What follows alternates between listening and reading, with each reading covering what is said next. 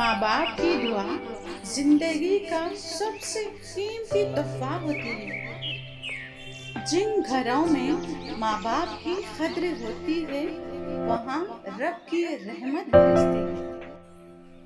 बाप की शफकत और माँ की मोहब्बत जन्नत के दरवाजे खोल देती है। दुनिया में हर चीज का बदल मिल जाता है मगर माँ बाप का कोई बदल नहीं। माँ की दुआ अर्श तक जाती है और बाप की दुआ जमीन को जन्नत बना देती है। बाप का साया और माँ की गोद दोनों जन्नत के टुकड़े हैं। माँ के कदमों तले जन्नत है और बाप की रजा में अल्लाह की रजा।